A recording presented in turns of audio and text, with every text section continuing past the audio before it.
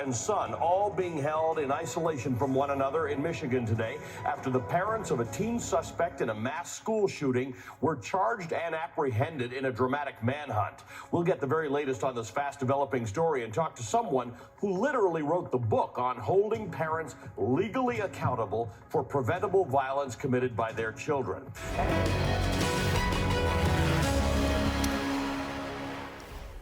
Before the break, we were getting the latest on this week's fatal shooting at Oxford High School in Michigan. Yesterday, as you saw on this show, the parents of the suspected shooter, James and Jennifer Crumbly, pleaded not guilty to 4 counts of involuntary manslaughter.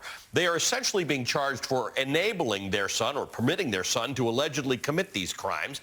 The legal move is being regarded as a novel step toward getting justice and accountability in the wake of yet another deadly school shooting. While the Crumbly's son, Ethan, is accused of actually pulling the trigger, the prosecutor says she wants to send parents and gun owners a clear message about their roles and responsibilities when it comes to firearms. I want to be really clear that these charges are intended to hold the individuals who contributed to this tragedy accountable and also send a message that gun owners have a responsibility. When they fail to uphold that responsibility, there are serious and criminal consequences. So the question around what a parent's responsibilities are. My next guest, this man, was involved in a case about 40 years ago that set the legal precedent for holding parents responsible for the criminal actions of their children. Joining me now is Mark Simon. He's the author of the book Attacked, Bullied, Surviving Terror and Finding Justice. Mark, good morning to you. Thank you for joining us this morning. I want to take you all the way back to Houston in 1980. You and your entire family were attacked in your front yard by high school bullies. The bullies themselves were minors, and prosecutors found it necessary to charge their parents in the case. That case set legal precedent for going after parents for their kids' violent acts. Tell us how it worked in your case. Well, in my case, we knew that the juvenile system was going to be too slow and didn't have enough power to actually protect my family. You know, they were showing up at our house, they were threatening to firebomb the house and kill me, they were driving me off the road, attacking all my friends, and we felt like we weren't being able to do enough to protect ourselves. So by holding the parents responsible, we were hoping that someone in the kids' lives would be able to take control and do something about it. So there were 4 ringleaders involved in the group that was attacking my family who showed up in our front yard that one night, even though there were about 30 kids that attacked me overall. But of the 4 families, 2 of the families took action against their kids immediately. I never had any other problems. However, 2 of them, the families did nothing. In fact, the families chastised and called me derogatory names. In the initial warning, we had to do a formal warning in court to let them know what was going on, to give them the opportunity to control their kids. So in the parallels to this case, I don't think anybody's suggesting that parents are liable for separate violent acts committed by their children, but the concept is if they have information about it or they have a warning, and in the case of the Crumblies in Michigan, the initial evidence, we've not seen it in court, but the initial evidence is that they had information, as did the school, that something bad was potentially going to happen. Your whole argument and the argument in your court case is if parents know something bad is either underway or could be happening, then they have accountability.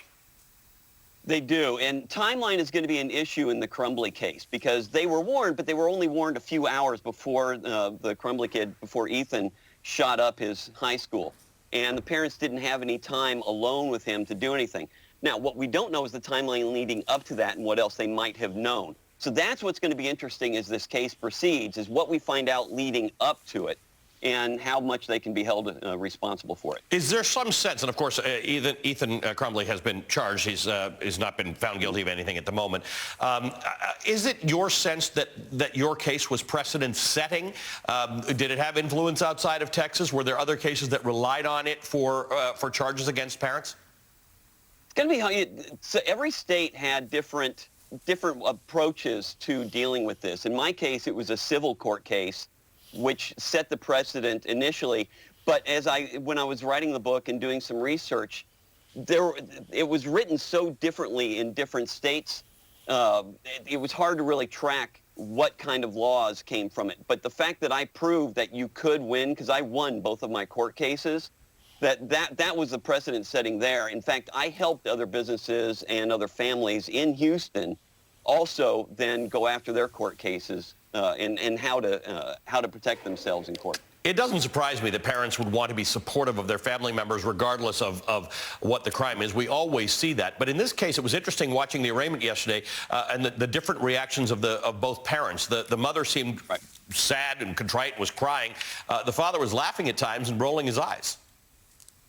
Yeah, and I ran into the same thing with the two families that didn't control their kids in my court case. It was actually two mothers involved. The fathers were not in the picture at all. And both of those mothers did the same thing. They were rolling their eyes. As I mentioned, they were calling me derogatory terms in court in front of the judge.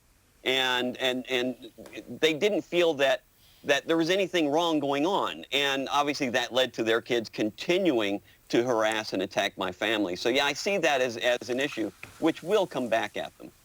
Mark, good to see you this morning. Thank you for joining us. Mark Simon is the author of the book, Attacked, Bullied, Surviving Terror, and Finding Justice.